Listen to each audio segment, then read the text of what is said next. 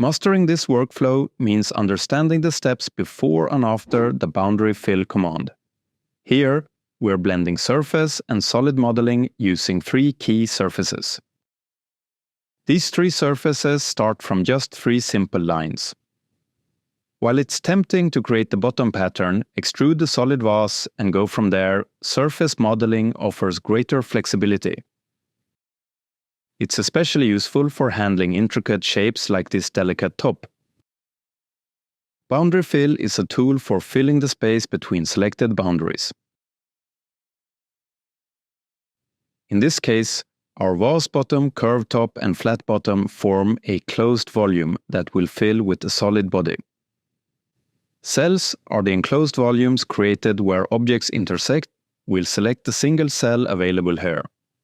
At the end, you'll see operation type options and the Remove Tools checkbox, which you might recognize from other tools in Fusion. Once completed, your new solid will appear in the project browser.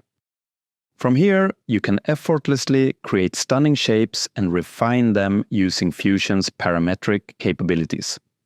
This was a simple introduction to the boundary fill tool. Every subscriber means a lot to a small channel like the Maker Letters. If you found this helpful and want more tutorials, hit subscribe and check out this playlist for more quick tips and tricks.